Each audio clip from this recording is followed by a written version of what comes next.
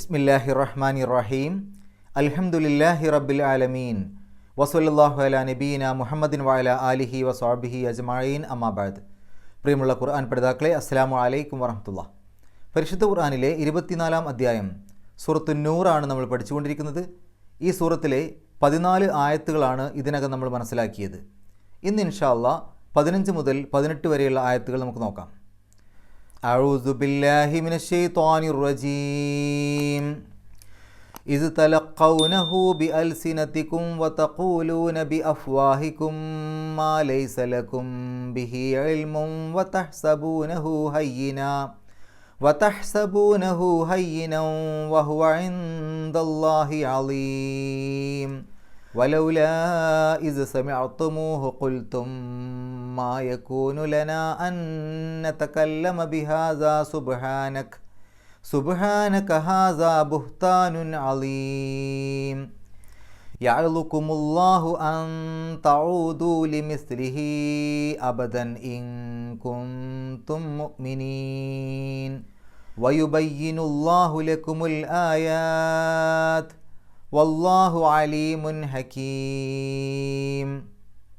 കഴിഞ്ഞ ദിവസം നമ്മൾ മനസ്സിലാക്കി, ആ ഒരു വാർത്ത നിങ്ങൾക്ക് കിട്ടിയ സമയത്ത് എന്തുകൊണ്ട് നിങ്ങൾ നിങ്ങളെക്കുറിച്ച് നല്ലത് ചിന്തിച്ചില്ല എന്നും, ആ കേട്ട വാർത്ത അത് കള്ളവാർത്തയാണ് എന്ന് എന്തുകൊണ്ട് നിങ്ങൾ പറഞ്ഞില്ല എന്നും അള്ളാഹു ചോദിക്കുന്ന കാര്യം. മാത്രമല്ല, 4 സാക്ഷികളെ ഹാജരാക്കാൻ സാധിക്കാത്ത അത്തരം സന്ദർഭങ്ങളിൽ അള്ളാഹുവിൻ്റെ അടുക്കൽ ആ പറയുന്ന ആളുകൾ തന്നെയാണ് കളവ് പറയുന്നവർ എന്നും അള്ളാഹു പറഞ്ഞു. അള്ളാഹുവിൻ്റെ അനുഗ്രഹവും കാരുണ്യവും അവർക്ക് ലഭിച്ചിട്ടില്ലായിരുന്നുവെങ്കിൽ വമ്പിച്ച ശിക്ഷ ഇഹലോകത്തും പരലോകത്തും അവർക്ക് ലഭിക്കുമായിരുന്നു എന്നുള്ള കാര്യവും നാം മനസ്സിലാക്കി. ശേഷം അള്ളാഹു പറയുന്നു, ഇസ് തലഖൗനഹു ബി അൽസിനത്തിക്കും. തലഖ എന്ന് പറഞ്ഞാൽ സ്വീകരിച്ചു, ഏറ്റു പറഞ്ഞു എന്നൊക്കെയാണ്. അതിൻ്റെ മുദാരിഅ് യതലഖ, തതലഖ അങ്ങനെയൊക്കെയാണ്. തലഖ എന്ന് പറഞ്ഞാൽ സ്വീകരിച്ചു, യതലഖ തതലഖ എന്നൊക്കെ പറയുമ്പോൾ സ്വീകരിക്കും, സ്വീകരിക്കുന്നു. യതലഖ എന്നാവുമ്പോൾ അവൻ സ്വീകരിക്കുന്നു അല്ലെങ്കിൽ അവൻ സ്വീകരിക്കും. തതലഖ എന്നാവുമ്പോൾ നീ സ്വീകരിക്കുന്നു അല്ലെങ്കിൽ നീ സ്വീകരിക്കും. അത് ബഹുവചന രൂപത്തിൽ പറയുമ്പോൾ തതലഖൗന നിങ്ങൾ സ്വീകരിക്കും അല്ലെങ്കിൽ നിങ്ങൾ സ്വീകരിക്കുന്നു. തതലഖൗനഹു നിങ്ങൾ അതിനെ സ്വീകരിക്കുന്നു അല്ലെങ്കിൽ നിങ്ങൾ അതിനെ സ്വീകരിക്കും. അതിൻ്റെ മുമ്പിലുള്ള ആ 2 താകൾ അടുത്തടുത്തായതുകൊണ്ട് അതിൽ ഒരു താവിനെ കളയും. നമ്മൾ സൂറത്തുൽ ഖദർ പഠിച്ച സമയത്ത് തനസ്സലുൽ മലായിക്കത്തു എന്നുള്ള ഭാഗത്ത് തനസ്സലുൽ മലായിക്കത്തു ആണല്ലോ നമ്മൾ പറഞ്ഞിരുന്നു ആ ഭാഗത്ത്. അപ്പോൾ ഇവിടെയും അതുപോലെ 2 താകൾ അടുത്തടുത്ത് വന്നപ്പോൾ അതിലൊരു താവിനെ കളഞ്ഞു. അപ്പോൾ തലഖൗനഹു എന്നായി. ശരിക്ക് തതലഖൗനഹു എന്നാണ്. അപ്പോൾ തലഖൗനഹു നിങ്ങൾ അത് സ്വീകരിക്കുന്നു അല്ലെങ്കിൽ നിങ്ങൾ അത് ഏറ്റുപറയുന്നു.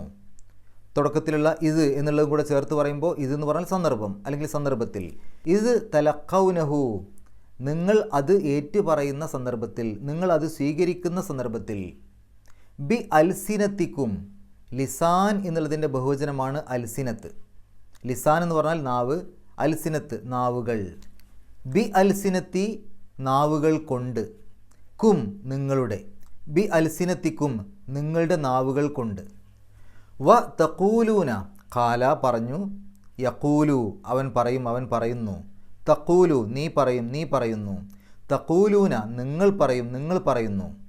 വ തഖൂലൂന നിങ്ങൾ പറയുകയും ചെയ്യുന്നു എന്ന് പറഞ്ഞാൽ നിങ്ങൾ പറയുകയും ചെയ്യുന്ന സന്ദർഭത്തിൽ നിന്നാണ് ആ ഇത് എന്നുള്ളത് ഇങ്ങോട്ടും ബാധകമാണ്. ബി അഫ്വാഹിക്കും, ഫമുൻ എന്ന് പറഞ്ഞാൽ വായ, അഫ്വാഹ് എന്നുള്ളത് അതിൻ്റെ ബഹുവചനമാണ് വായകൾ. ബി അഫ്വാഹി വായകൾ കൊണ്ട്, കും നിങ്ങളുടെ, ബി അഫ്വാഹിക്കും നിങ്ങളുടെ വായകൾ കൊണ്ട്.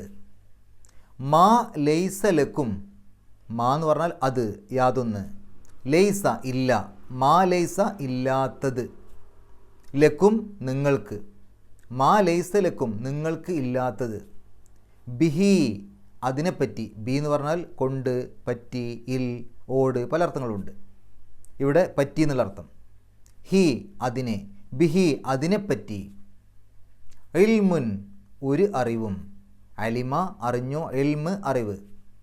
അപ്പോൾ മാ ലൈസലക്കും ബിഹി ഇൽമുൻ നിങ്ങൾക്ക് യാതൊരു അറിവും ഇല്ലാത്തതിനെപ്പറ്റി. വ തഹ്സബൂനഹു ഹസിബ എന്ന് പറഞ്ഞാൽ മനസ്സിലാക്കി, കണക്കാക്കി, കരുതി, വിചാരിച്ചു എന്നൊക്കെയാണ്. യഹ്സബു വിചാരിക്കുന്നു അല്ലെങ്കിൽ വിചാരിക്കും. തഹ്സബു നീ വിചാരിക്കുന്നു അല്ലെങ്കിൽ നീ വിചാരിക്കും. തഹ്സബൂന നിങ്ങൾ വിചാരിക്കുന്നു അല്ലെങ്കിൽ നിങ്ങൾ വിചാരിക്കും. തഹ്സബൂനഹു നിങ്ങൾ അത് വിചാരിക്കുന്നു അല്ലെങ്കിൽ നിങ്ങൾ അതിനെ വിചാരിക്കുന്നു. വ തഹ്സബൂനഹു വാവ് അത്തഫിൻ്റെ വാവാണ് എന്നർത്ഥത്തിൽ. വ തഹ്സബൂനഹു നിങ്ങൾ അതിനെ വിചാരിക്കുകയും ചെയ്യുന്നു, നിങ്ങൾ അതിനെ കണക്കാക്കുകയും ചെയ്യുന്നു. ഹയ്യിനൻ നിസ്സാരമായിട്ട്. വഹുവ വാവ് ഇസ്തിനാഫിയുടെ വാവാണ്, പ്രത്യേകിച്ച് അർത്ഥം കൊടുക്കണമെന്നില്ല, അല്ലെങ്കിൽ ആകട്ടെ എന്നുള്ള അർത്ഥം കൊടുക്കാം. ഹുവ എന്ന് പറഞ്ഞാൽ അത്. വഹുവ അതാകട്ടെ. ഇൻദല്ലാഹി ഇൻദ അടുത്ത്, ഇൻദല്ലാഹി അള്ളാഹുവിൻ്റെ അടുത്ത്, അള്ളാഹുവിങ്കൽ അള്ളാഹുവിൻ്റെ അടുക്കൽ. അലീം വമ്പിച്ചതാണ്. ഒന്നിച്ച് ഈ ആയത്തിൻ്റെ അർത്ഥം പറയുമ്പോൾ ഇത് തലക്കൗനഹു ബി അൽസിനത്തിക്കും നിങ്ങളുടെ നാവുകൾ കൊണ്ട് നിങ്ങൾ അതിനെ സ്വീകരിച്ച സന്ദർഭത്തിൽ, അല്ലെങ്കിൽ നിങ്ങളുടെ നാവുകൾ കൊണ്ട് നിങ്ങളത് ഏറ്റുപറഞ്ഞ സന്ദർഭത്തിൽ. വ തഖൂലൂന ബി അഫ്വാഹിക്കും മാ ലൈസലക്കും ബിഹി ഇൽമുൻ നിങ്ങൾക്ക് യാതൊരു അറിവുമില്ലാത്തതിനെപ്പറ്റി നിങ്ങളുടെ വായകൾ കൊണ്ട് നിങ്ങൾ പറയുകയും ചെയ്ത സന്ദർഭത്തിൽ. വ തഹ്സബൂനഹു ഹയ്യിന നിങ്ങൾ വളരെ നിസ്സാരമായി അതിനെ കണക്കാക്കുകയും ചെയ്ത സന്ദർഭത്തിൽ എന്ന് പറഞ്ഞാൽ ആ സന്ദർഭത്തിൽ എന്നുള്ളത് ഈ 3 ഭാഗങ്ങൾക്കും ബാധകമാണ്. അപ്പോൾ ഒന്നിച്ച് പറയുമ്പോൾ നിങ്ങളുടെ നാവുകൾ കൊണ്ട് നിങ്ങളതിനെ സ്വീകരിക്കുകയും നിങ്ങൾക്ക് യാതൊരു അറിവുമില്ലാത്തതിനെപ്പറ്റി നിങ്ങളുടെ വായകൾ കൊണ്ട് നിങ്ങൾ പറയുകയും അത് വളരെ നിസ്സാരമാണെന്ന് നിങ്ങൾ കണക്കാക്കുകയും ചെയ്ത സന്ദർഭത്തിൽ. വഹുവ ഇൻദല്ലാഹി അലീം അതാകട്ടെ അള്ളാഹുവിൻ്റെ അടുക്കൽ വമ്പിച്ചതാകുന്നു. അടുത്ത ആയത്ത് വലൗല ഇസ് സമിഅ്തുമൂഹു ഈ ഭാഗം തൊട്ട് മുമ്പത്തെ ക്ലാസ്സിൽ നമ്മൾ വിശദീകരിച്ചതാണ്. വലൗല എന്തുകൊണ്ടില്ല, ഇത് സന്ദർഭത്തിൽ, സമിഅ്തുമൂഹു സമിഅ കേട്ടു, സമിഅ എന്നുള്ളതിൻ്റെ കൂടെ അൻതും എന്ന് ചേരുമ്പോൾ സമിഅ്തും നിങ്ങൾ കേട്ടു, അതിൻ്റെയും കൂടെ ഒരു ഹു എന്ന് ചേരുമ്പോൾ സമിഅ്തുമൂഹു എന്നാവും. നിങ്ങൾ അതിനെ കേട്ടു അല്ലെങ്കിൽ നിങ്ങൾ അത് കേട്ടു. ഇത് സമിഅ്തുമൂഹു നിങ്ങൾ അത് കേട്ട സന്ദർഭത്തിൽ. കുൽത്തും കാല എന്നുള്ളതിൻ്റെ കൂടെ അൻതും എന്ന് ചേർന്നതാണ്. കാല പറഞ്ഞു, അൻതും നിങ്ങൾ, കുൽത്തും നിങ്ങൾ പറഞ്ഞു. ശരിക്ക് ഇതിൻ്റെ കൂടെയാണ് ആ തുടക്കത്തിലുള്ള വലൗല എന്നുള്ളതിൻ്റെ അർത്ഥം ചേർക്കേണ്ടത്. അപ്പോൾ വലൗല എന്തുകൊണ്ടില്ല, കുൽത്തും നിങ്ങൾ പറഞ്ഞു എന്ന് പറഞ്ഞാൽ നിങ്ങൾ എന്തുകൊണ്ട് പറഞ്ഞില്ല. അതിൻ്റെ ഇടയിൽ ഒരു ഇത് സമിഅ്തുമൂഹു എന്ന് വന്നു എന്ന് മാത്രം. അപ്പോൾ അത് നിങ്ങൾ കേട്ട സന്ദർഭത്തിൽ എന്തുകൊണ്ട് നിങ്ങൾ പറഞ്ഞില്ല, അല്ലെങ്കിൽ നിങ്ങൾക്ക് അങ്ങനെ പറഞ്ഞുകൂടായിരുന്നോ. മാ യക്കൂനു മാ എന്ന് പറഞ്ഞാൽ ഇല്ല, നിഷേധിക്കാൻ വേണ്ടിയിട്ടാണ്. യക്കൂനു കാന ആണ് ആകുന്നു, യക്കൂനു ആയിരുന്നു. മാ യക്കൂനു അതിൻ്റെ അർത്ഥം ഇവിടെ പറയുമ്പോൾ ആവാൻ പാടില്ല അല്ലെങ്കിൽ ആയിക്കൂടാ. ലന ഞങ്ങൾക്ക്, അൻ നതകല്ലമ തകല്ലമ എന്ന് പറഞ്ഞാൽ സംസാരിച്ചു എന്നാണ്. യതകല്ലമു അവൻ സംസാരിക്കുന്നു, അവൻ സംസാരിക്കും. തതകല്ലമു നീ സംസാരിക്കുന്നു, നീ സംസാരിക്കും. നതകല്ലമു ഞങ്ങൾ സംസാരിക്കുന്നു, ഞങ്ങൾ സംസാരിക്കും. അൻ നതകല്ലമ ഞങ്ങൾ സംസാരിക്കാൻ അല്ലെങ്കിൽ ഞങ്ങൾ സംസാരിക്കൽ. അപ്പോൾ മാ യകൂനു ലന അൻ നതകല്ലമ ഞങ്ങൾ സംസാരിക്കൽ ഞങ്ങൾക്ക് പാടില്ലാത്തതാകുന്നു. ബിഹാദ ഇതിനെപ്പറ്റി, ബി എന്ന് പറഞ്ഞാൽ പറ്റി, ഹാദ ഇത്, ബിഹാദ ഇതിനെപ്പറ്റി സംസാരിക്കൽ ഞങ്ങൾക്ക് പാടില്ലാത്തതാകുന്നു. സുബ്ഹാനക്ക സുബ്ഹാനക്ക എന്ന് പറഞ്ഞാൽ, സുബ്ഹാൻ എന്ന് പറഞ്ഞാൽ പരിശുദ്ധൻ അല്ലെങ്കിൽ പരിശുദ്ധി എന്നൊക്കെയാണ്. സുബ്ഹാനക്ക നിൻ്റെ പരിശുദ്ധി. അവിടെ ശരിക്ക് നുസബ്ബിഹു എന്നൊരു പദം അവിടെ ഒളിഞ്ഞിരിപ്പുണ്ട്. നുസബ്ബിഹു ഞങ്ങൾ പ്രകീർത്തിക്കുന്നു, സുബ്ഹാനക്ക നിൻ്റെ പരിശുദ്ധിയെ, നിൻ്റെ പരിശുദ്ധിയെ ഞങ്ങൾ വാഴ്ത്തുന്നു, നിൻ്റെ പരിശുദ്ധിയെ ഞങ്ങൾ പ്രകീർത്തിക്കുന്നു, അല്ലെങ്കിൽ നിനക്ക് ഞങ്ങൾ സ്തോത്രകീർത്തനം ചെയ്യുന്നു. അങ്ങനെയാണ് അതിൻ്റെ അർത്ഥം വരിക. സുബ്ഹാനക്ക നിനക്ക് സ്തോത്രകീർത്തനം ചെയ്യുന്നു. ഹാദ ഇത്, ബുഹ്താനുൻ കെട്ടുകഥയാണ് അല്ലെങ്കിൽ കള്ളക്കഥയാണ്, അലീം വമ്പിച്ച. ഈ ആയത്തിൻ്റെ ഒന്നിച്ചുള്ള അർത്ഥം വലൗല ഇത് സമിഅ്തുമൂഹു കുൽത്തും മാ യകൂനു ലനാ അൻ നതകല്ലമ ബിഹാദ നിങ്ങൾ അത് കേട്ട സന്ദർഭത്തിൽ എന്തുകൊണ്ട് നിങ്ങൾ പറഞ്ഞില്ല ഇങ്ങനെ ഞങ്ങൾക്ക് പറയാൻ പാടില്ല എന്ന്. സുബ്ഹാനക ഹാദ ബുഹ്താനുൻ അലീം അള്ളാഹു മഹാപരിശുദ്ധനാണ്, അല്ലെങ്കിൽ ഞങ്ങൾ അള്ളാഹുവിൻ്റെ പരിശുദ്ധിയെ വാഴ്ത്തുന്നു, ഇത് ഒരു കെട്ടുകഥ തന്നെയാണ്, ഇത് വമ്പിച്ച ഒരു കെട്ടുകഥയാണ്. അടുത്ത ആയത്ത് യഅ്ലുകുമുല്ലാഹു അൻ തഊദു ലി മിസ്ലിഹി അബദൻ. യഅലുക്കും, വഅള എന്ന് പറഞ്ഞാൽ ഉപദേശിച്ചു എന്നാണ്. വഅല് പറഞ്ഞു എന്ന് പറയില്ലേ, വഅള ഉപദേശിച്ചു. വഅല് എന്ന് പറഞ്ഞാൽ ഉപദേശം എന്നാണ്. വഅള എന്നുള്ളതിൻ്റെ മുദാരിയാണ് യഅലു, ഉപദേശിക്കും, ഉപദേശിക്കുന്നു എന്നർത്ഥം. യഅലുക്കും, നിങ്ങളെ ഉപദേശിക്കുന്നു. യഅലുക്കുമുല്ലാഹു, അള്ളാഹു നിങ്ങളെ ഉപദേശിക്കുന്നു. അൻ തഊദു, ആദ എന്ന് പറഞ്ഞാൽ മടങ്ങി എന്നാണ്. യഊദു മടങ്ങും, മടങ്ങുന്നു. തഊദു നീ മടങ്ങും, നീ മടങ്ങുന്നു. തഊദൂന നിങ്ങൾ മടങ്ങും, നിങ്ങൾ മടങ്ങുന്നു.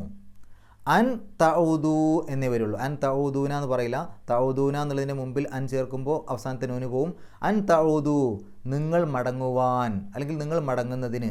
ശരിക്കും അവിടെ അർത്ഥം നിങ്ങൾ മടങ്ങാതിരിക്കാൻ എന്നാണ്. നമുക്കത് വിശദീകരണത്തിൻ്റെ സമയത്ത് പറയാം. ലി മിസ്ലിഹി, ലി മിസ്ലിഹി, മിസ്ലി എന്ന് പറഞ്ഞാൽ പോലെ, മിസ്ലിഹി അതുപോലെ, ലി മിസ്ലിഹി അതുപോലെയുള്ളതിന്, അബദൻ ഒരിക്കലും, ഒരിക്കലും അതുപോലെയുള്ളത് നിങ്ങൾ ആവർത്തിക്കാതിരിക്കാൻ വേണ്ടി അള്ളാഹു നിങ്ങളെ ഉപദേശിക്കുന്നു. അല്ലെങ്കിൽ ഒരിക്കലും അതുപോലെയുള്ളത് നിങ്ങൾ ആവർത്തിക്കുമെന്നതിനാൽ അള്ളാഹു നിങ്ങളെ ഉപദേശിക്കുന്നു. അല്ലെങ്കിൽ ഒരിക്കലും അതുപോലെയുള്ളതിലേക്ക് നിങ്ങൾ മടങ്ങുമെന്ന് വെച്ച് അള്ളാഹു നിങ്ങളെ ഉപദേശിക്കുന്നു. ഇൻ കുൻതും മുഅ്മിനീൻ, ഇൻ എങ്കിൽ, കുൻതും കാന എന്നുള്ളതിൻ്റെ കൂടെ അൻതും എന്ന് ചേർന്നതാണ് കുൻതും, നിങ്ങൾ ആണ്. അപ്പോൾ ഇൻ കുൻതും നിങ്ങൾ ആണെങ്കിൽ, മുഅ്മിനീൻ സത്യവിശ്വാസികൾ, ആമന വിശ്വസിച്ചു, മുഅ്മിൻ സത്യവിശ്വാസി, മുഅ്മിനൂൻ മുഅ്മിനീൻ എന്നൊക്കെ പറഞ്ഞാൽ സത്യവിശ്വാസികൾ. ഇൻ കുൻതും മുഅ്മിനീൻ നിങ്ങൾ സത്യവിശ്വാസികൾ ആണെങ്കിൽ. ഒന്നിച്ച് ഈ ആയത്തിൻ്റെ അർത്ഥം യഅലുക്കുമുല്ലാഹു അൻ തഊദു ലി മിസ്ലിഹി അബദൻ ഇൻ കുൻതും മുഅ്മിനീൻ. നിങ്ങൾ സത്യവിശ്വാസികളാണെങ്കിൽ ഒരിക്കലും നിങ്ങൾ അത് ആവർത്തിക്കാതിരിക്കാൻ വേണ്ടി അള്ളാഹു നിങ്ങളെ ഉപദേശിക്കുന്നു. വയുബയ്യിനുല്ലാഹു ലക്കുമുൽ ആയാത്ത്. വയുബയ്യിനു, ബയ്യന എന്ന് പറഞ്ഞാൽ വിവരിച്ചു എന്നാണ്. യുബയ്യിനു വിവരിക്കുന്നു. വയുബയ്യിനു വിവരിക്കുകയും ചെയ്യുന്നു. ആര്? അള്ളാഹു. വയുബയ്യിനുല്ലാഹു അള്ളാഹു വിവരിക്കുകയും ചെയ്യുന്നു. ലക്കും നിങ്ങൾക്ക്. അൽ ആയാത്ത്, ആയത്തുൻ എന്നുള്ളതിൻ്റെ ബഹുവചനമാണ് ആയാത്ത്. വചനങ്ങൾ, ദൃഷ്ടാന്തങ്ങൾ, അടയാളങ്ങൾ. അപ്പോൾ വയുബയ്യിനുല്ലാഹു ലക്കുമുൽ ആയാത്ത്, അള്ളാഹു നിങ്ങൾക്ക് അവൻ്റെ ദൃഷ്ടാന്തങ്ങൾ അല്ലെങ്കിൽ വചനങ്ങൾ വിവരിക്കുകയും ചെയ്യുന്നു. വല്ലാഹു അലീമുൻ ഹക്കീം. വല്ലാഹു അവിടെ തുടക്കത്തിലുള്ള വാവ് ഇസ്തിനാഫിയുടെ വാവാണ്, പ്രത്യേകിച്ച് അർത്ഥം കൊടുക്കണമെന്നില്ല. അല്ലെങ്കിൽ അങ്ങനെ ആകട്ടെ, അല്ലെങ്കിൽ അത്രേ എന്നുള്ള അർത്ഥം കൊടുക്കാം. വല്ലാഹു അള്ളാഹു ആകട്ടെ, അല്ലെങ്കിൽ അള്ളാഹു അത്രേ. അലീമുൻ, അലിമ അറിഞ്ഞു, അലീം നന്നായി അറിയുന്നവൻ. ഹക്കീം, ഹക്കീം എന്ന് പറഞ്ഞാൽ യുക്തിജ്ഞൻ അല്ലെങ്കിൽ അഗാധജ്ഞൻ, സൂക്ഷ്മമായി അറിയുന്നവൻ. ഈ ആയത്തിൻ്റെ ഒന്നിച്ചുള്ള അർത്ഥം വയുബയ്യിനുല്ലാഹു ലക്കുമുൽ ആയാത്തി വല്ലാഹു അലീമുൻ ഹക്കീം. അള്ളാഹു നിങ്ങൾക്ക് അവൻ്റെ ദൃഷ്ടാന്തങ്ങൾ വിവരിച്ചു തരികയും ചെയ്യുന്നു. അള്ളാഹു എല്ലാം അറിയുന്നവനും യുക്തിജ്ഞനുമാകുന്നു. ഇനി നമുക്ക് ഈ ആയത്തുകളുടെ വിശദീകരണത്തിലേക്ക് പോകാം. ഇവിടെ അള്ളാഹു പറയുന്ന കാര്യം, ഇത് തലഖൗനഹു ബി അൽസിനത്തിക്കും, നിങ്ങളുടെ നാവുകൾ കൊണ്ട് നിങ്ങളത് സ്വീകരിച്ച സന്ദർഭത്തിൽ, വതഖൂലൂന ബി അഫ്വാഹിക്കും മാ ലൈസ ലക്കും ബിഹി ഇൽമുൻ, നിങ്ങൾക്ക് യാതൊരു അറിവുമില്ലാത്ത കാര്യം നിങ്ങളുടെ വായകൾ കൊണ്ട് നിങ്ങൾ പറയുകയും ചെയ്ത സന്ദർഭത്തിൽ, വതഹ്സബൂനഹു ഹയ്യിന, നിങ്ങളതിനെ വളരെ നിസ്സാരമായിട്ട് കണക്കാക്കുന്നു. വഹുവ ഇൻദല്ലാഹി അലീം, എന്നാൽ അള്ളാഹു ആകട്ടെ, അള്ളാഹുവിൻ്റെ അടുക്കൽ അത് വമ്പിച്ച കാര്യമാകുന്നു. നോക്കൂ, നിങ്ങളിവിടെ അള്ളാഹു പറയുന്നത് ഇത് തലഖൗനഹു ബി അൽസിനത്തിക്കും, നിങ്ങളുടെ നാവുകൾ കൊണ്ട് നിങ്ങളത് സ്വീകരിക്കുന്നു എന്നാണ്. നമ്മുടെ കാതുകൾ കൊണ്ട് സ്വീകരിക്കുന്നു എന്നല്ല. നാവ് കൊണ്ട് സ്വീകരിക്കൽ എങ്ങനെയാണ്? ഒരാൾ നമ്മളോടൊരു കാര്യം പറയുമ്പോൾ അത് കേൾക്കാൻ താല്പര്യമുള്ളവർ എന്തെങ്കിലുമൊക്കെ അങ്ങോട്ട് മറുപടി പറയും. അപ്പോഴാണ് ആ പറയുന്ന ആൾക്ക് കൂടുതൽ പറയാൻ തോന്നുക. അതിനെ വേണമെങ്കിൽ നമ്മുടെ നാവ് കൊണ്ട് നമുക്ക് എതിർക്കാം, അതിനെ ബ്ലോക്ക് ചെയ്യാം, ആ പറയുന്നത് അവിടെ തടയാം നമുക്ക്. അത്തരം കാര്യങ്ങൾ എന്നോട് പറയണ്ട എന്ന് പറഞ്ഞാൽ അയാൾ ആ പറച്ചിൽ നിർത്തും. പക്ഷെ നാവ് കൊണ്ട് തന്നെ നമ്മളതിനെ സ്വീകരിക്കുകയാണ്, നമ്മളതിന് മൂളിക്കൊടുക്കുകയാണ്. എന്നിട്ട് നമ്മൾ പറയും, ഞാനാകെ അത് മൂളിക്കേട്ടിട്ടേ ഉള്ളൂ, ഞാനല്ലാതെ ഒന്നും പറഞ്ഞിട്ടില്ല, ഞാൻ മൂളിക്കേട്ടിട്ടേ ഉള്ളൂ. ഈ മൂളിക്കേൾക്കുക എന്ന് പറഞ്ഞാൽ ശരിക്കും എന്താ അർത്ഥം? ഒരാൾ നമ്മളോട് മറ്റൊരാളുടെ കുറ്റം പറയുമ്പോൾ, ഒരു അപവാദം പറയുമ്പോൾ അത് മൂളിക്കേൾക്കുക എന്ന് പറഞ്ഞാൽ അതിൻ്റെ അർത്ഥം അയാൾക്ക് അടുത്തതും കൂടെ പറയാനുള്ള താല്പര്യം നമ്മൾ ഉണ്ടാക്കി കൊടുക്കുകയാണ്. ഇപ്പോൾ നീ പറഞ്ഞത് ഞാൻ കേട്ടു, ഇനി ബാക്കിയും കൂടെ പറ എന്നാണ് ആ മൂളലിൻ്റെ അർത്ഥം. ഇതുവരെ പറഞ്ഞത് ഞാൻ കേട്ടു, ബാക്കി കൂടെ പറ എന്നാണ്. അതേസമയത്ത് അവിടെ നമ്മളതിനെ തടയുകയാണ് വേണ്ടത്. അപ്പോൾ നാവുകൾ കൊണ്ട് അവർ അതിനെ സ്വീകരിച്ച സന്ദർഭം യഖൂലൂന ബി അഫ്വാഹിക്കും, എന്നിട്ട് അവരുടെ വായകൾ കൊണ്ടത് പറഞ്ഞ് പ്രചരിപ്പിക്കുകയും ചെയ്തു.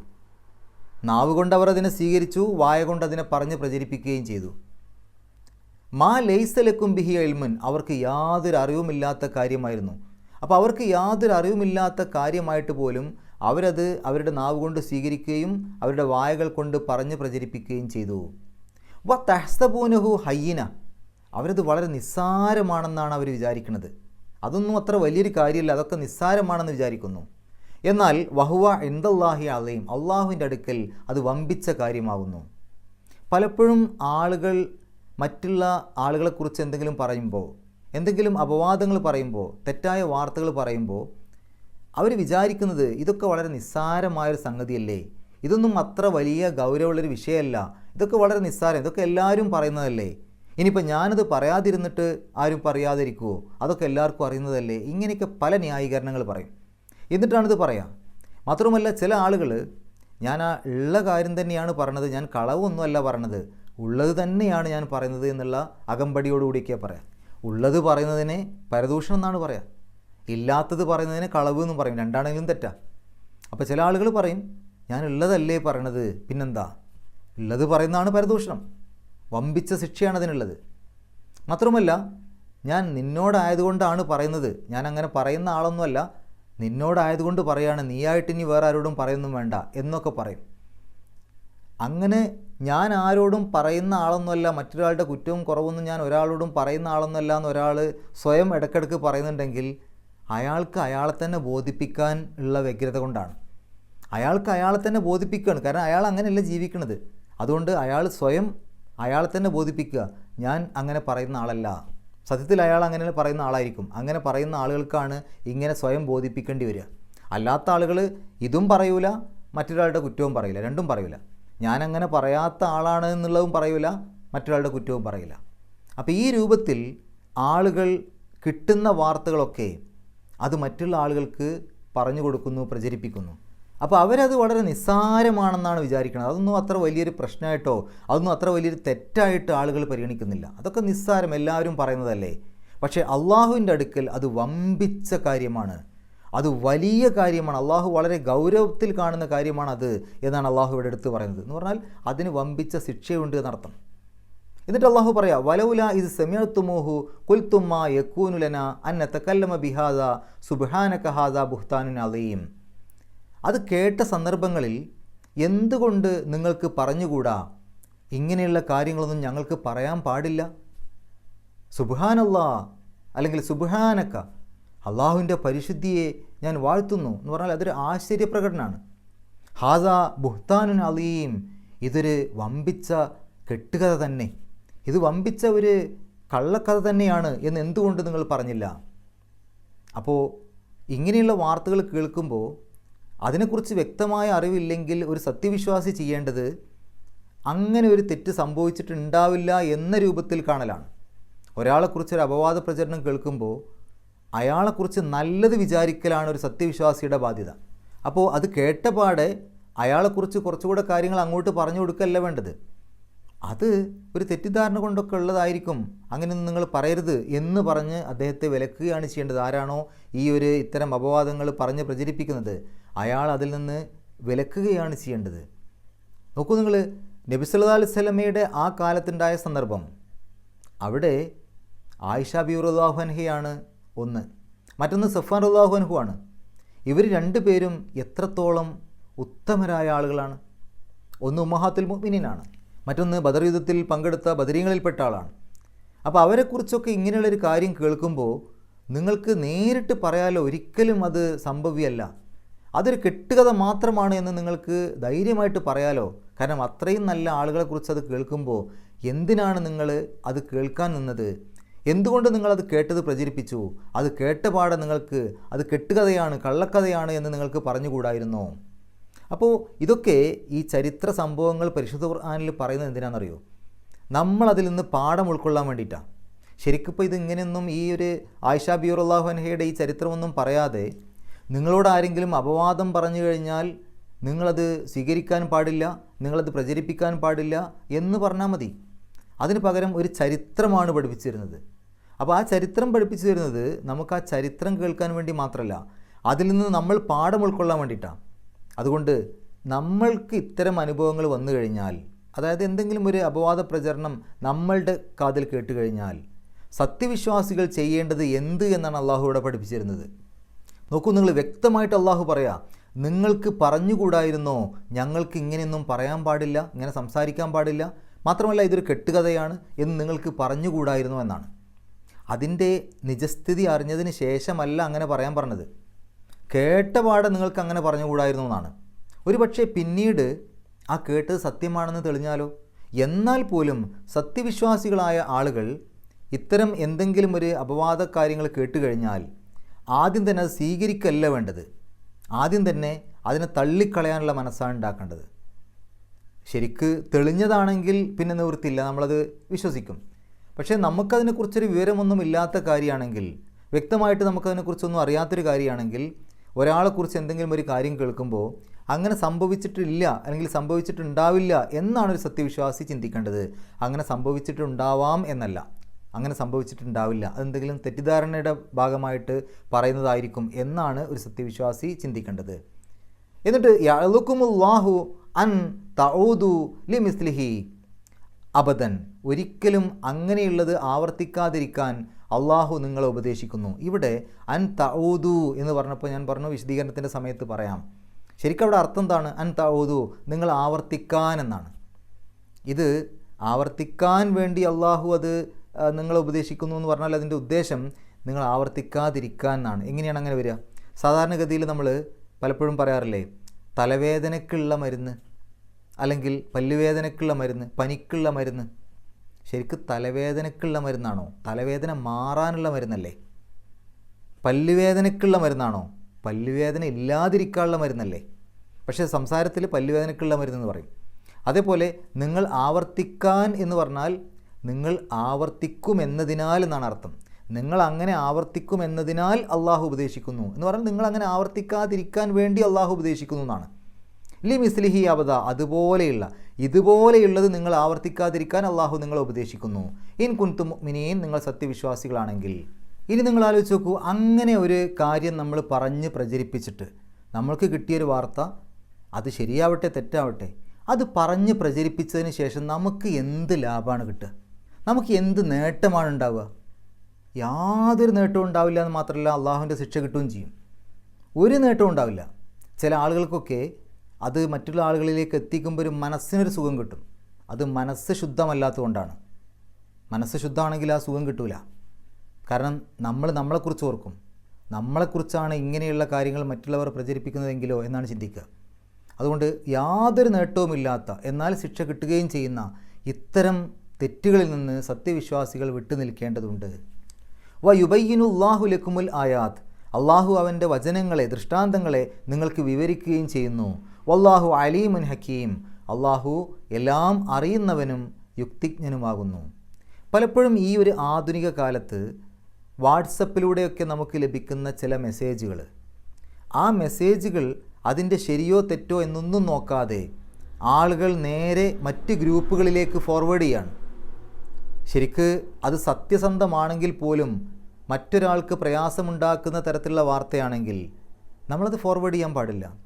പക്ഷേ ഇതൊരു സെൻസിറ്റീവായിട്ടുള്ള, ആളുകൾ കേട്ടുകഴിഞ്ഞാൽ ഞെട്ടുന്ന തരം വാർത്തയാണെങ്കിൽ ആ ഒരു വാർത്ത നമ്മുടെ വാട്സപ്പിലേക്ക് വരുമ്പോൾ നമ്മൾ ആദ്യം നോക്കുന്നത് മറ്റുള്ള ഗ്രൂപ്പുകളിലൊക്കെ ഇത് വന്നോ, ഇല്ലെങ്കിൽ ഞാൻ പെട്ടെന്ന് ഇത് ഷെയർ ചെയ്യട്ടെ, ഞാനായിരിക്കണം ഇത് മറ്റുള്ളവർക്ക് എത്തിച്ചു കൊടുക്കേണ്ടത്, എല്ലാവരും ഇത് അറിയട്ടെ, എന്നിലൂടെ അറിയട്ടെ, അപ്പോൾ ഞാനാണിത് പോസ്റ്റ് ചെയ്തതെന്ന് എല്ലാവരും അറിയല്ലോ. അതുകൊണ്ട് ഏതൊക്കെ ഗ്രൂപ്പിലാണോ ഇത് വരാത്തത് ആ ഗ്രൂപ്പിലേക്ക് മുഴുവൻ നമ്മൾ ഇട്ട് കൊടുക്കുകയാണ്. ഇപ്പോൾ ഏകദേശം 1024 പേരെ ഒരു ഗ്രൂപ്പിൽ ഉൾക്കൊള്ളിക്കാൻ പറ്റും. ഏറ്റവും ചുരുങ്ങിയത് 1000 എന്ന് കൂട്ടുക. അങ്ങനെയാണെങ്കിൽ 1000 ആളുകളുള്ള ഒരു 10 ഗ്രൂപ്പിലേക്ക് നമ്മളിത് ഷെയർ ചെയ്താൽ 1-2 സെക്കൻഡ് മതി ഷെയർ ചെയ്യാൻ, ഫോർവേഡ് ചെയ്യാൻ. അപ്പോൾ 1-2 സെക്കൻഡ് കൊണ്ട് 10,000 കണക്കിന് ആളുകളിലേക്ക് എത്തി. ഈ 10,000-കണക്കിന് ആളുകളിൽ അത്യാവശ്യം ആളുകൾ അവരുടെ ഇതുപോലെയുള്ള ഗ്രൂപ്പുകളിലേക്ക് ഷെയർ ചെയ്താലോ? ഒരു മിനിറ്റ് തികയുന്നതിന് മുമ്പ് കോടിക്കണക്കിന് ആളുകളുടെ അടുത്തേക്ക് എത്തൂലേ? ഈ കോടിക്കണക്കിന് ആളുകളുടെ അടുത്തേക്ക് എത്തിയത് ഒരു തെറ്റായ വാർത്തയാണെങ്കിൽ നമുക്കത് പിന്നെ പോയി തിരുത്താൻ പറ്റുമോ? അവരോടൊക്കെ നമുക്ക് പോയിട്ട് നിങ്ങൾ കേട്ടത് തെറ്റായിരുന്നു എന്ന് പറയാൻ പറ്റുമോ? കഴിയില്ലല്ലോ. അതെത്തി, അത് നമ്മുടെ കൈവിട്ട് പോയി കഴിഞ്ഞാൽ പോയി, പിന്നെ നമുക്ക് തിരുത്താൻ കഴിയില്ല. ഡിലീറ്റ് ചെയ്തിട്ടും കാര്യമില്ല. കാരണം അവരുടെ മനസ്സിലേക്ക് ആ വാർത്ത കിട്ടി. പിന്നെ അത് ശരിയാണോ തെറ്റാണോ എന്ന് അവർക്കറിയില്ല. ഇനി ഞാൻ നേരത്തെ ഫോർവേഡ് ചെയ്തത് തെറ്റായൊരു വാർത്തയായിരുന്നു എന്ന് നമ്മൾ മെസ്സേജ് എഴുതിയാലും അത് ചിലപ്പോൾ എല്ലാവരും ഫോർവേഡ് ചെയ്യണമെന്നില്ല. അതുകൊണ്ട് ഇത്തരം വാർത്തകളൊക്കെ നമ്മൾ ഒരിക്കലും ഫോർവേഡ് ചെയ്യാൻ പാടില്ല. ഇനി അത് ശരിക്കും സംഭവിച്ചതാണെങ്കിൽ പോലും അപ്പോഴും നമ്മൾ ഫോർവേഡ് ചെയ്യാൻ പാടില്ല. അപ്പോൾ അത് പരദൂഷണം പറയുന്ന പോലെ ഉണ്ടാവുക. ഇല്ലാത്തൊരു കാര്യത്തെ പറ്റിയാണെന്നുണ്ടെങ്കിൽ അത് കളവ് പറയുന്ന പോലെ ഉണ്ടാവുക. അപ്പോൾ മറ്റുള്ളവർക്ക് ഏതെങ്കിലും തരത്തിൽ വിഷമമുണ്ടാക്കുന്ന ഒരു വാർത്ത നമ്മളൊരിക്കലും ഷെയർ ചെയ്യാൻ പാടില്ല. നമുക്കത് കിട്ടിക്കഴിഞ്ഞാൽ പോലും നമ്മളത് ഡിലീറ്റ് ചെയ്യാന്നല്ലാതെ നമ്മളൊരിക്കലും അത് നമ്മളുടെ അടുത്ത് നിന്ന് മറ്റൊരാൾക്ക് പോകാൻ പാടില്ല. അങ്ങനെ പോയി കഴിഞ്ഞാൽ നാളെ പരലോകത്തെത്തുമ്പോൾ നമ്മളിവിടെ അധ്വാനിച്ച് കൂട്ടിയ നമ്മുടെ അമലൊക്കെ ഉണ്ടല്ലോ, ആ അമലിൻ്റെ പ്രതിഫലമൊക്കെ അള്ളാഹു എടുത്തിട്ട് ആരുടെയൊക്കെ കുറ്റാണോ നമ്മൾ ഷെയർ ചെയ്ത് അവർക്കങ്ങ് കൊടുക്കും. അവസാനം നമ്മൾ പാപ്പരായി പോവും. ഇവിടുന്ന് ഒരുപാട് അക്കൗണ്ടിൽ പൈസയൊക്കെ ഇട്ടിട്ട് ATM മെഷീനിൽ പോയിട്ട് പൈസ എടുക്കാൻ നോക്കിയ സമയത്ത് അതിലൊരു പൈസയും കാണാത്തുമ്പോൾ ആ ഒരു മാനേജറോട്, ബാങ്ക് മാനേജറോട് പോയിട്ട് എവിടെ എൻ്റെ പൈസ ചോദിച്ചു കഴിഞ്ഞാൽ അതൊക്കെ ഞാൻ എടുത്തിട്ട് മറ്റുള്ളവർക്ക് കൊടുത്തു എന്ന് പറഞ്ഞാൽ എന്തായിരിക്കും അവസ്ഥ? ഈ അവസ്ഥയാണ് നാളെ പരലോകത്തെത്തുമ്പോൾ ഉണ്ടാവുക. നമ്മൾ തഹജ്ജുദ് നിസ്കരിച്ചിട്ടും മറ്റൊരുപാട് നിസ്കാരങ്ങളും നോമ്പും സക്കാത്തും കാര്യങ്ങളൊക്കെ ആയിട്ട് ഒരുപാട് സൽക്കർമ്മങ്ങളൊക്കെ ചെയ്തിട്ട് ഒരുപാട് നമ്മൾ പ്രതിഫലം നേടിയിരുന്നു. പക്ഷേ പരലോകത്തെത്തിയപ്പോൾ അതൊക്കെ പൂജ്യമായി പോയി. അതെല്ലാം എടുത്തിട്ട് അള്ളാഹു മറ്റുള്ളവർക്ക് കൊടുത്തു. എന്താ കാരണം? നമ്മൾ മറ്റുള്ളവരുടെ പച്ച മാംസം കഴിച്ചു, അവരുടെ കുറ്റം പറഞ്ഞു, അവരെപ്പറ്റി മറ്റുള്ള ആളുകൾക്ക് നമ്മൾ വാർത്ത പ്രചരിപ്പിച്ചു. അതുകൊണ്ട് അത്തരം വാർത്തകൾ പ്രചരിപ്പിക്കുന്നത് അള്ളാഹുവിൻ്റെ അടുക്കൽ വമ്പിച്ച തെറ്റാണ്. വളരെ വലിയ കാര്യമാണ് അള്ളാഹുവിനത്. നമ്മളത് നിസ്സാരമായിട്ടാണ് കാണുന്നത്. അതൊന്നും അത്ര വലിയ പ്രശ്നമല്ല എന്നുള്ള രൂപത്തിലാണ് നമ്മൾ കാണുന്നത്. ഇനി ഇതുപോലെയുള്ള അപവാദ പ്രചരണങ്ങൾ മാത്രമല്ല, നിങ്ങൾ ആലോചിച്ച് നോക്കൂ. ഒരു പക്ഷേ നമുക്കറിവില്ലാത്ത ഒരു കാര്യം സാമൂഹ്യ മാധ്യമങ്ങളിലൂടെ കിട്ടി. ഒരു ചികിത്സയെക്കുറിച്ചാണെന്ന് ഇരിക്കുക. ഏതെങ്കിലും ഒരു ചികിത്സ, ഇത് നല്ല ചികിത്സയാണ്, അങ്ങനെയുള്ള ചികിത്സയാണെന്നൊക്കെ പറഞ്ഞിട്ട് ഒരു വാർത്ത കിട്ടി. നമുക്കത് ശരിയോ തെറ്റോ എന്നറിയാതെ നമ്മൾ പ്രചരിപ്പിച്ചു കഴിഞ്ഞാൽ അവസാനം എന്താ സംഭവിക്കുന്നത്? അത് ശരിയായൊരു വാർത്ത അല്ലെങ്കിൽ നമ്മൾ കളവല്ലേ പ്രചരിപ്പിച്ചത്? പലപ്പോഴും ഷുഗറിന്, കൊളസ്ട്രോളിന് എന്നൊക്കെ പറഞ്ഞിട്ട് പലതരത്തിലുള്ള ചികിത്സാ രീതികളൊക്കെ വരും. ഇത് വളരെ ഫലവത്താണെന്നൊക്കെ പറഞ്ഞിട്ട് മെസ്സേജുകൾ വരികയാണ്. നമ്മളത് നേരെ അങ്ങോട്ട് അയച്ചു കൊടുക്കുകയാണ്. എന്താണ് ഉറപ്പ് നമ്മൾ ആ അയച്ചത് ശരിയാണെന്നുള്ളതിന് എന്താ ഉറപ്പ്? അപ്പോൾ നമുക്ക് ശരിയെന്ന് തോന്നുന്നതേ നമുക്കറിയാം, നമ്മൾ അയക്കാൻ പാടുള്ളൂ. അല്ലെങ്കിൽ അത് കൊടുക്കുന്ന ആളോട് നമ്മൾ പറയണം, ഈ ഒരു വാർത്ത കിട്ടിയിട്ടുണ്ട്, ഇങ്ങനൊരു ചികിത്സാ രീതിയെക്കുറിച്ച് അറിഞ്ഞിട്ടുണ്ട്, ശരിയോ തെറ്റോ എന്ന് എനിക്കറിയില്ല, നിങ്ങൾക്ക് ആ അസുഖമുള്ളത് കൊണ്ട് നിങ്ങൾക്കതിനെക്കുറിച്ച് കൂടുതൽ അന്വേഷിക്കാം എന്ന് പറയണം നമ്മളവരോട്. അതല്ലാതെ നമ്മളത് ഷെയർ ചെയ്ത് കഴിഞ്ഞാൽ ഞാൻ ഇത് അംഗീകരിക്കുന്നു, എനിക്കിത് ശരിയാണെന്ന് മനസ്സിലായിട്ടുണ്ട്, അതുകൊണ്ടാണ് ഞാൻ നിനക്ക് ഷെയർ ചെയ്യുന്നത് എന്നുള്ള അർത്ഥമാണ് അതിന് കിട്ടുക. അങ്ങനെ നമ്മളൊരിക്കലും ഷെയർ ചെയ്യാൻ പാടില്ല. അതുപോലെ തന്നെ സോഷ്യൽ മീഡിയകളിൽ, സാമൂഹ്യ മാധ്യമങ്ങളിൽ പലപ്പോഴും കാണാൻ സാധിക്കും, ഏതെങ്കിലും ഒരു കുറ്റകൃത്യമോ അല്ലെങ്കിൽ ഒരു സാമൂഹ്യ തിന്മയോ ഒക്കെ വീഡിയോ എടുത്തിട്ട് അധികാരികളിൽ എത്തുന്നത് വരെ ഇത് ഷെയർ ചെയ്യൂ എന്നുണ്ടാവും. ഇത് പോസ്റ്റ് ചെയ്ത ആൾക്ക് തന്നെ ഇത് അധികാരികളുടെ കൈകളിലേക്ക് കൊടുത്താൽ പോരെ? എന്തിനാ സാമൂഹ്യ മാധ്യമങ്ങളിൽ എന്തിനാണ് ഇടുന്നത്? എല്ലാവരെയും അറിയിച്ചതിന് ശേഷമാണോ ഇത് അധികാരികളുടെ അടുത്തേക്ക് എത്തേണ്ടത്? ഏതെങ്കിലും ഒരു കുറ്റകൃത്യത്തെക്കുറിച്ച് നമ്മൾ അറിഞ്ഞു കഴിഞ്ഞാൽ അത് അധികാരികളുടെ ശ്രദ്ധയിൽപ്പെടുത്തേണ്ടതാണ് എങ്കിൽ അത് നമ്മൾ എന്ത് ചെയ്യണം? അത് അധികാരികളുടെ അടുത്തേക്ക് നേരിട്ട് കൊടുക്കണം, പോലീസിലേക്കും മറ്റൊക്കെ നേരിട്ട് കൊടുക്കുക വേണ്ടത്. അതല്ലാതെ സോഷ്യൽ മീഡിയയിൽ പോസ്റ്റ് ചെയ്തിട്ട് എല്ലാവരും ഷെയർ ചെയ്യൂ, അങ്ങനെ അധികാരികളുടെ കൈകളിലേക്ക് എത്തട്ടെ എന്നല്ല. നമ്മളത് അധികാരികളുടെ കൈകളിലേക്ക് എത്തിക്കുകയാണ് ചെയ്യേണ്ടത്. പലപ്പോഴും പല തെറ്റുകളും ഇത്തരം ഒരു ബോധമൊന്നുമില്ലാതെ നമ്മൾ പ്രചരിപ്പിക്കുകയാണ്. ആ ആളുകൾക്കും ആ കുടുംബത്തിനൊക്കെ ഉണ്ടാവുന്ന മാനഹാനി, അവർക്കുണ്ടാവുന്ന വേദന എത്ര വലുതായിരിക്കും? ഏതെങ്കിലും ഒരു കല്യാണത്തിനോ മറ്റോ എന്തെങ്കിലും ഒരു പാട്ട് പാടി എന്നുള്ളതിൻ്റെയൊക്കെ പേരിൽ ആ ഒരു കുടുംബത്തെയും അത് പാടിയവരെയും ഒക്കെ സാമൂഹിക മാധ്യമങ്ങളിൽ വളരെ മോശമായ രൂപത്തിൽ ചിത്രീകരിക്കുകയാണ്.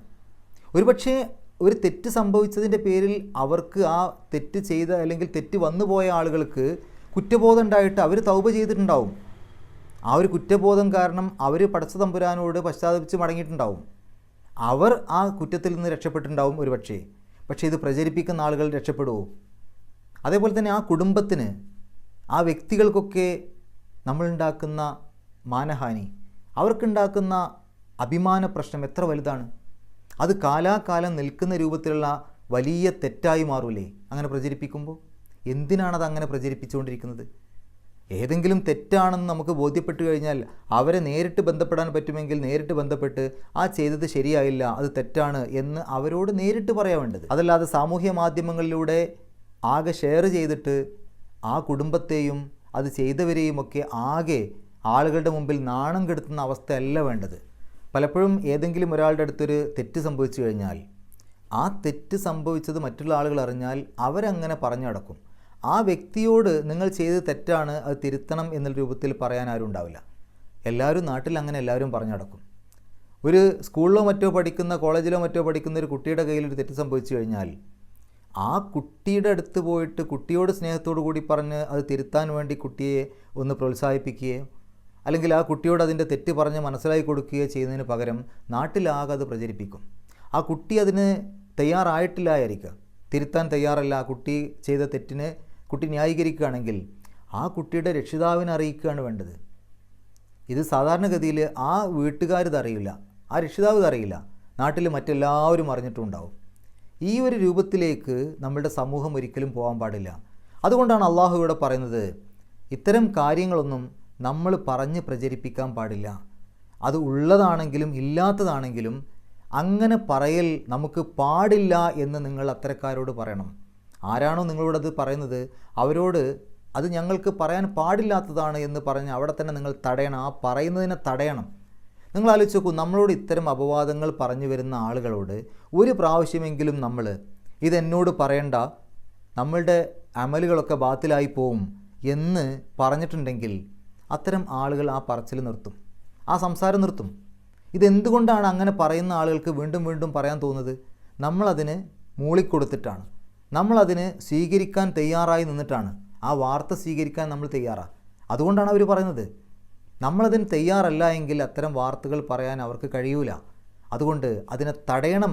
അതിന് ഈ രൂപത്തിൽ തന്നെ ഞങ്ങൾക്കത് പറയാൻ പാടില്ല, എന്നോടത് സംസാരിക്കണ്ട എന്ന രൂപത്തിൽ അവരെ തടയണം എന്നാണ് അള്ളാഹു പറയുന്നത്. എന്നിട്ട് അള്ളാഹു പറയാണ്, യഅ്ലുകുമുല്ലാഹു അൻ തഊദു ലിമിസ്ലിഹി അബദൻ ഇൻ കുൻതും മുഅ്മിനീൻ. നിങ്ങൾ സത്യവിശ്വാസികളാണെങ്കിൽ ഇതുപോലെയുള്ളത് ഇനി ആവർത്തിക്കാതിരിക്കാൻ അള്ളാഹു നിങ്ങളെ ഉപദേശിക്കുന്നു. അപ്പോൾ സംഭവിച്ചത് സംഭവിച്ചു, ഇനി ഇങ്ങനെയുള്ള തെറ്റുകൾ ആവർത്തിക്കാതിരിക്കാൻ വേണ്ടി അള്ളാഹു നിങ്ങളെ ഉപദേശിക്കുന്നു. അപ്പോൾ തെറ്റുകൾ മനുഷ്യ സഹജമാണ്, സംഭവിച്ചേക്കാം, പക്ഷേ അത് ആവർത്തിക്കാൻ പാടില്ല. അതിൻ്റെ കാര്യം, അതിൻ്റെ ഗൗരവം ബോധ്യപ്പെട്ടതിന് ശേഷം പിന്നെ അത് ആവർത്തിക്കാൻ പാടില്ല. നമ്മുടെ അടുത്തൊരു തെറ്റ് സംഭവിച്ചു പോയി, ഇത്ര ഗൗരവം നമ്മളത് മനസ്സിലാക്കിയിട്ടില്ലായിരുന്നു, അതുകൊണ്ട് തന്നെ നമ്മൾ ആ വാർത്ത പ്രചരിപ്പിച്ചു. പക്ഷേ ഈ ഒരു ഗൗരവം നമ്മൾ മനസ്സിലാക്കി കഴിഞ്ഞാൽ പിന്നെ ഒരിക്കലും അത് ആവർത്തിക്കാൻ പാടില്ല. ആവർത്തിക്കാതിരിക്കുക എന്നുള്ളതാണ് ഏറ്റവും വലിയ കാര്യം. ചെയ്തു പോയ തെറ്റിന്, അറിയാതെ ചെയ്തു പോയ തെറ്റിന് അള്ളാഹുവിനോട് തൗബ ചെയ്ത് മടങ്ങുക, എന്നിട്ട് പിന്നീട് അത് ആവർത്തിക്കാതിരിക്കുക. വയുബയ്യിനുല്ലാഹു ലക്കുമുൽ ആയാത്ത്. അള്ളാഹുവിൻ്റെ ആയത്തുകളെ അവൻ വിവരിച്ചു തരുന്നു. എന്താണ് ആയാത്ത് എന്ന് പറഞ്ഞാൽ? ദൃഷ്ടാന്തങ്ങൾ, വചനങ്ങൾ. ശരിക്കും അതിൻ്റെ അർത്ഥം അടയാളങ്ങൾ എന്നാണ്.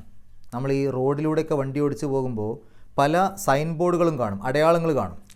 ഏതെങ്കിലും ഒരു സ്ഥലത്തിൻ്റെ പേരെഴുതിയിട്ട് അങ്ങോട്ടൊരു ആരോ മാർക്ക് കാണുകയാണെങ്കിൽ ആ സ്ഥലത്തേക്ക് എത്തണമെന്നുണ്ടെങ്കിൽ അങ്ങോട്ട് തിരിയണം. ഞാൻ അങ്ങോട്ട് തിരിയൂല, ഞാൻ അതിൻ്റെ നേരെ എതിർ ദിശയിലേക്കാണ് തിരിയാന്ന് ഒരാൾ വിചാരിച്ചു കഴിഞ്ഞാൽ ആ ലക്ഷ്യത്തിലേക്ക് എത്തൂല, ആ സ്ഥലത്തേക്ക് എത്തൂല, വേറെ ഏതെങ്കിലും സ്ഥലത്തേക്ക് എത്തുക, വഴിതെറ്റിപ്പോവും. അതുകൊണ്ട് വഴിതെറ്റാതിരിക്കാനുള്ള അള്ളാഹുവിൻ്റെ അടയാളങ്ങളാണ്, അള്ളാഹുവിൻ്റെ ദൃഷ്ടാന്തങ്ങളാണ് പരിശുദ്ധ ഖുർആനിൻ്റെ വചനങ്ങൾ. പരിശുദ്ധ ഖുർആനിലെ വചനങ്ങൾ മാത്രമല്ല, ഈ ലോകത്തുള്ള എല്ലാം ദൃഷ്ടാന്തങ്ങളാണ്. ഒരു മനുഷ്യൻ്റെ ശരീരം എടുത്ത് നോക്കുകയാണെങ്കിൽ ആ ശരീരത്തിലുള്ള എല്ലാം ദൃഷ്ടാന്തങ്ങളാണ്. കാരണം അതിനെക്കുറിച്ച് പഠിച്ചു കഴിഞ്ഞാൽ നമുക്ക് ആ അള്ളാഹു പറഞ്ഞതനുസരിച്ച് ജീവിക്കാൻ തീർച്ചയായിട്ടും മനസ്സ് വരും.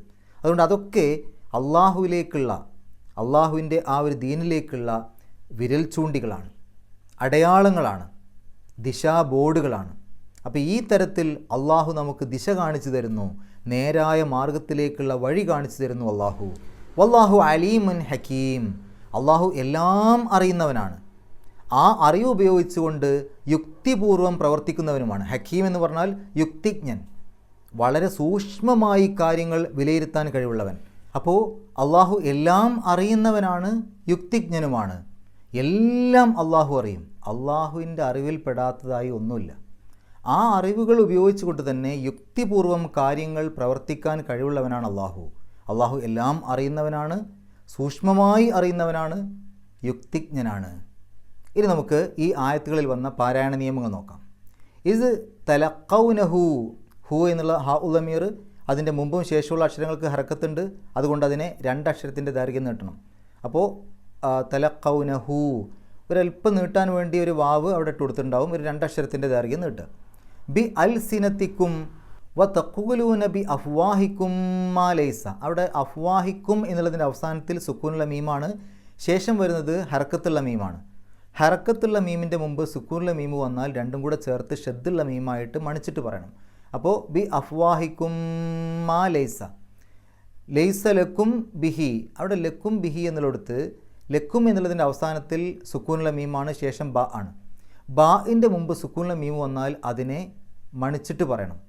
സാധാരണഗതിയിൽ മറ്റുള്ള സ്ഥലങ്ങളിലൊക്കെ സുക്കൂനുള്ള മീമ് കണ്ടാൽ അതിന് ഇൽഹാറോട് കൂടിയാണ് പറയേണ്ടത്, അടുത്തടുത്ത് 2 മീമുകൾ വരാത്ത സന്ദർഭങ്ങളിൽ. അപ്പോൾ അങ്ങനെ അല്ലാതെ വരുന്നൊരു സന്ദർഭം ഈ ഒരു ബാഇൻ്റെ മുമ്പ് വരുന്ന മീമാണ്. ബാഇൻ്റെ മുമ്പ് സുക്കൂനുള്ള മീമ് വന്നാൽ അവിടെ മണിച്ചിട്ട് പറയണം. അപ്പോൾ ലക്കും ബിഹി, ബിഹി എന്നുള്ളതിൻ്റെ അവസാനത്തിൽ ഹ ഉലമീറാണ്. അതിന് 2 അക്ഷരത്തിൻ്റെ ദൈർഘ്യം നീട്ടണം. കാരണം അതിൻ്റെ മുമ്പും ശേഷമുള്ള അക്ഷരങ്ങൾക്ക് ഹർക്കത്തുണ്ട്. ആ ഒരു നീട്ടലിനെ സൂചിപ്പിക്കാൻ ഒരു യാഇൻ്റെ കഷ്ണം അവിടെ ഇട്ട് കൊടുത്തിട്ടുണ്ടാവും. ബിഹി ഇൽമുൻ, ഇൽമുൻ എന്നുള്ളതിൻ്റെ അവസാനത്തിൽ തൻവീനാണ്, ശേഷം വാവാണ്. വാവിൻ്റെ മുമ്പ് തൻവീന് വന്നാൽ ആ തൻവീനിനെ വാവിലേക്ക് ലയിപ്പിക്കുക, മണിക്കുക, ഇദ്ഗാം ബിഗുന്ന. അപ്പോൾ ഇൽമു വ തഹ്സബൂനഹു, തഹ്സബൂനഹു എന്നുള്ളതിൻ്റെ അവസാനത്തിൽ ഹ ഉലമീർ, അതിൻ്റെ മുമ്പും ശേഷമുള്ള അക്ഷരങ്ങൾക്ക് ഹർക്കത്തുണ്ട്. അതുകൊണ്ട് അതിന് 2 അക്ഷരത്തിൻ്റെ ദൈർഘ്യം നീട്ടണം, സൂചിപ്പിക്കാൻ അവിടെ ഒരു വാവ് ഇട്ട് കൊടുത്തിട്ടുണ്ട്. അപ്പോൾ തഹ്സബൂനഹു ഹയ്യിനൻ, ഹയ്യിനൻ എന്നുള്ളതിൻ്റെ അവസാനത്തിൽ തൻവീനാണ്, ശേഷം വാവാണ്. വാവിൻ്റെ മുമ്പ് തൻവീന് വന്നാൽ തൻവീനിനെ വാവിലേക്ക് ലയിപ്പിക്കുക, മണിക്കുക, ഇദ്ഗാം ബിഗുന്ന. അപ്പോൾ ഹയ്യിനൗ വഹുവ ഇൻദല്ലാഹി. ഇൻദ എന്നുള്ളടത്ത് ദാലിൻ്റെ മുമ്പ് സുക്കൂനുള്ള നൂന്, അതിനെ ഇഖ്ഫാ ചെയ്യണം, മറച്ചു വെച്ചുകൊണ്ട് മണിക്കണം. ഇൻദല്ലാഹി അലീം, അലീം എന്നുള്ളതിൻ്റെ അവസാനത്തെ മീമിന് സുക്കൂനിട്ട് നിർത്തുക.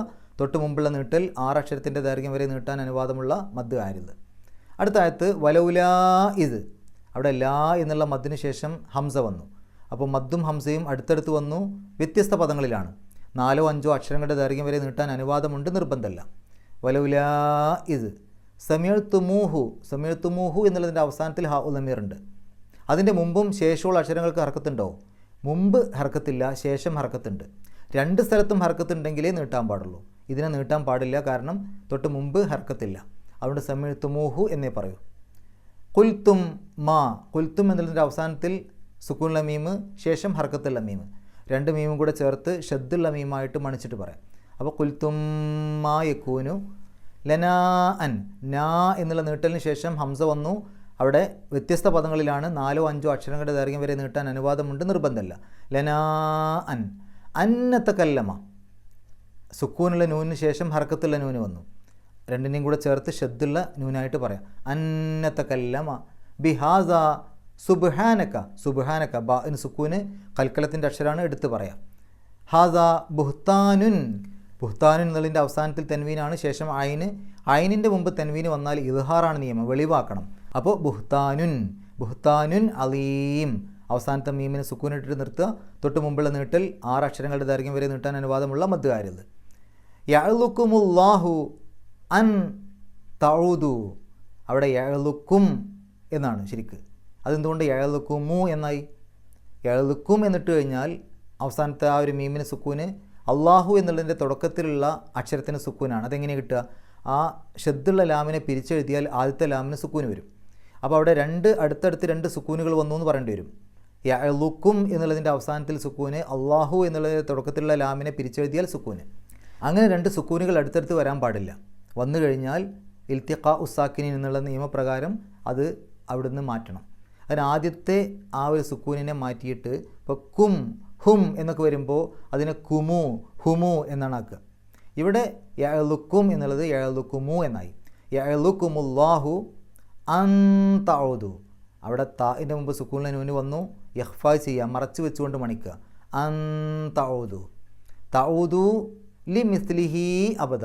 ലി മിസ്ലിഹി എന്നുള്ളതിൻ്റെ അവസാനത്തിൽ ഹ ഉലമീർ, അതിനുശേഷം വരുന്ന അക്ഷരം ഹംസയാണ്. ഇവിടെ ശ്രദ്ധിക്കാനുള്ള കാര്യം, ഈ ഹ ഉലമീറിൻ്റെ മുമ്പും ശേഷമുള്ള അക്ഷരങ്ങൾക്ക് ഹർക്കത്തുണ്ട്, അതുകൊണ്ട് എന്തായാലും അതിനെ നീട്ടണം എന്നുറപ്പായി. എന്നാൽ ശേഷം വരുന്ന അക്ഷരം ഹംസ കൂടിയാണ്, അതുകൊണ്ട് 4 or 5 അക്ഷരങ്ങളുടെ ദൈർഘ്യം വരെ നീട്ടാൻ അനുവാദമുണ്ട്. ഇതിനെ മദ്ദുസിലത്തിൽ കുബ്ര എന്നാണ് പറയുക. അപ്പോൾ ലി മിസ്ലിഹി അബദൻ, അബദൻ എന്നുള്ളതിൻ്റെ അവസാനത്തിൽ തൻവീനാണ്, ശേഷം വരുന്ന അക്ഷരം ഹംസയാണ്. തൻവീനു ശേഷം ഹംസ വന്നാൽ ഇൽഹാറാണ് നിയമം. അപ്പോൾ അവിടെ അബദൻ, എൻ എന്നുള്ള ശബ്ദം പുറത്തേക്ക് കേൾക്കണം. അബദൻ ഇൻ കുന്തും, 2 സ്ഥലത്തും ഇഖ്ഫാ, കാരണം താഇൻ്റെ മുമ്പും കാഫിൻ്റെ മുമ്പും സുക്കൂനിലെ നൂന് വന്നു, രണ്ടിടത്തും ഇഖ്ഫാ ചെയ്യുക, മറച്ചു വെച്ചുകൊണ്ട് മണിക്കുക. അപ്പോൾ ഇൻ കുന്തും മുഅ്മിനീൻ, അവസാനത്തെ നൂനെ സുക്കൂനിട്ട് നിർത്തുക, തൊട്ട് മുമ്പുള്ള നീട്ടൽ 6 അക്ഷരങ്ങളുടെ ദൈർഘ്യം വരെ നീട്ടാൻ അനുവാദമുള്ള മദ്ദുകാരുത്. അടുത്ത ആയത്ത് വയുബയ്യിനുല്ലാഹു ലക്കുമുൽ ആയാത്ത്. അവിടെ ലക്കും അൽ ആയാത്ത് എന്നാണ് ശരിക്ക്. ലക്കും എന്നുള്ളതിൻ്റെ അവസാനത്തിൽ സുക്കൂനുള്ള മീമ്, അൽ ആയാത്ത് എന്നുള്ളതിൻ്റെ തുടക്കത്തിൽ സുക്കൂനുള്ള ലാമ്. അപ്പോൾ അടുത്തടുത്ത് 2 സുക്കൂനുകൾ വന്നു, അത് പാടില്ല. അതിനെ മാറ്റാൻ ലക്കും എന്നുള്ളതിന് ലക്കുമു എന്നാക്കി, ലക്കുമുൽ ആയാത്തി. അവിടെ ആയാത്ത് എന്ന് കഴിഞ്ഞിട്ട് അവിടെ ഒരു ജീമ് കാണാം. പാരായണം നിർത്താം, നിർത്താതെയും ഓതാം, രണ്ടിനും ഒരേ പ്രാധാന്യം. നിർത്തുകയാണെങ്കിൽ ആയാത്ത് എന്ന് പറഞ്ഞിട്ട് ആ താന് സുക്കൂനിട്ടിട്ട് നിർത്തണം. അപ്പോൾ ആ ആയാ എന്നുള്ള നീട്ടലിനെ 6 അക്ഷരങ്ങളുടെ ദൈർഘ്യം വരെ വേണമെങ്കിൽ നീട്ടാം. ഇനി അവിടെ നിർത്താതെ പോവുകയാണെങ്കിൽ ആയാത്തി, അവിടെ എഴുതിയ പോലെ തന്നെ ആയാത്തി വല്ലാഹു അങ്ങനെയുള്ള ഓതി പോവുകയാണ് ചെയ്യുക. വല്ലാഹു അലീമുൻ ഹക്കീം. അലീമുൻ അവസാനത്തിൽ തൻവീന്, ശേഷം ഹ ആണ്. ഹഇൻ്റെ മുമ്പ് തൻവീന് വന്നു കഴിഞ്ഞാൽ ഇൽഹാറാണ് നിയമം. അപ്പോൾ അലീമുൻ ഹക്കീം, അവസാനത്തെ മീമിന് സുക്കൂന്, തൊട്ട് മുമ്പുള്ള നീട്ടൽ 6 അക്ഷരത്തിൻ്റെ ദൈർഘ്യം വരെ നീട്ടാൻ അനുവാദമുള്ള മദ്ദുകാരുത്. നമുക്ക് ഈ 4 ആയത്തുകളൊന്ന് പാരായണം ചെയ്യാം, ശേഷം ഗ്രാമർ പറയാം.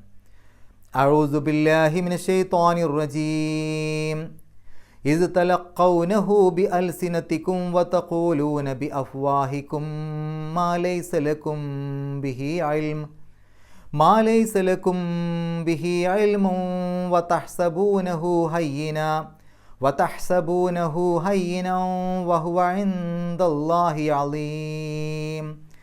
വലൗലാ ഇദ് സമിഅ്തുമൂഹു ഖുൽതും മാ യകൂനു ലനാ അൻ നതകല്ലമ ബിഹാദാ സുബ്ഹാനക ഹാദാ ബുഹ്താനുൻ അളീം.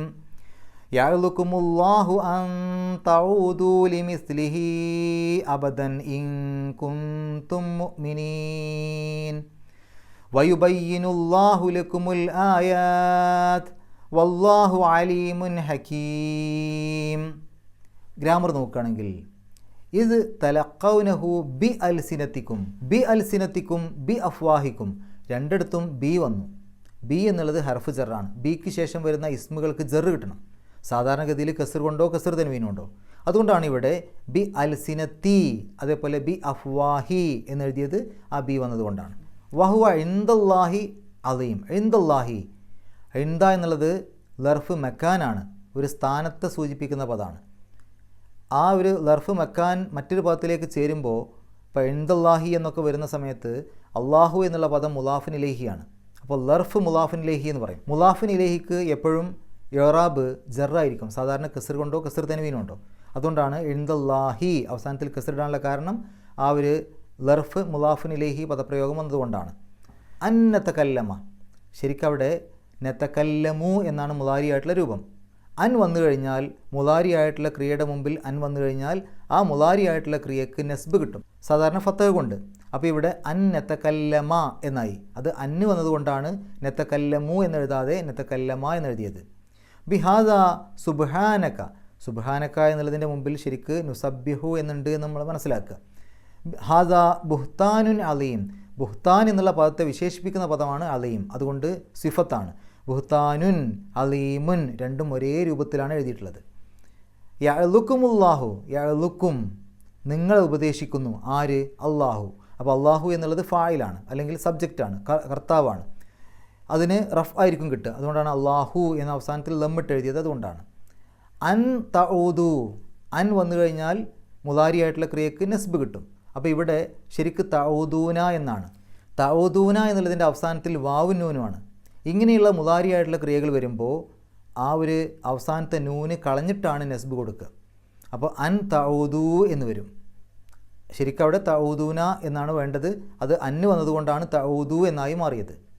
ലി മിസ്ലിഹി, ലി എന്നുള്ളത് ഹർഫ് ജറാണ്. അതുകൊണ്ടാണ് ലി മിസ്ലി അവസാനത്തിൽ കസ്റിടാനുള്ള കാരണം, ജറ് കൊടുക്കാനുള്ള കാരണം ലി വന്നതുകൊണ്ടാണ്.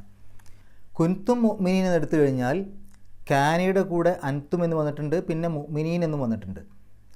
കാന വരുമ്പോൾ കാന എന്തിനെക്കുറിച്ചാണോ പറയുന്നത് ആ ഇസ്മിനെ കാനയുടെ ഇസ്മ എന്ന് പറയും. പിന്നെ ഒരു വിവരണമായി കൊണ്ടുവരുന്ന പദത്തെ കാനയുടെ ഖബർ എന്ന് പറയും. കാനയുടെ ഇസ്മിന് റഫ് ആയിരിക്കും കിട്ടുക, കാനയുടെ ഖബറിന് നെസ്ബായിരിക്കും കിട്ടുക. ഇവിടെ കാനയുടെ ഇസ്മായിട്ട് വന്നുള്ളത് ആ ഒരു തും എന്നുള്ള ഭാഗമാണ്, അതായത് ത ആണ്. അതാണ് കാനയുടെ ഇസ്മ്. അത് റഫിൻ്റെ സ്ഥാനത്താണെന്ന് പറയാം. അത് മബിനിയാണ്, അത് റഫിൻ്റെ സ്ഥാനത്താണ്. മുഅ്മിനൂൻ എന്നുള്ള പദം മുഅ്മിനീൻ എന്നാക്കി എഴുതാനുള്ള കാരണം അത് നെസ്ബിൻ്റെ സ്ഥാനമാണ്. കാരണം കാനയുടെ ഖബറാണത്. അതുകൊണ്ട് മുഅ്മിനൂൻ എന്നുള്ള എഴുതി കഴിഞ്ഞാൽ അത് റഫിൻ്റെ രൂപമാണ്. മുഅ്മിനീൻ എന്നുള്ളതാണ് നെസ്ബിൻ്റെയും ജറിൻ്റെയും രൂപം. അപ്പോൾ ഇവിടെ കാനയുടെ ഖബറായിട്ട് വന്നതുകൊണ്ടാണ് മുഅ്മിനൂൻ എന്നെഴുതാതെ മുഅ്മിനീൻ എന്നെഴുതിയത്. വ യുബയ്യിനുല്ലാഹു, യുബയ്യിനു വിവരിക്കുന്നു. ആരാണ് വിവരിക്കുന്നത്? അള്ളാഹു.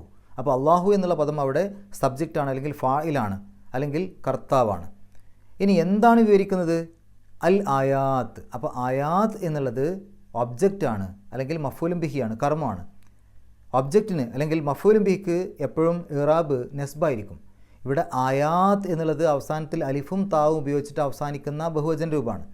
ഇത്തരം രൂപങ്ങൾക്ക് നെസ്ബ് കൊടുക്കേണ്ട സന്ദർഭം വന്നു കഴിഞ്ഞാലും ജറിൻ്റെ സന്ദർഭം വന്നു കഴിഞ്ഞാലും അവസാനത്തിൽ കെസർ കൊണ്ടാണ് സൂചിപ്പിക്കുക.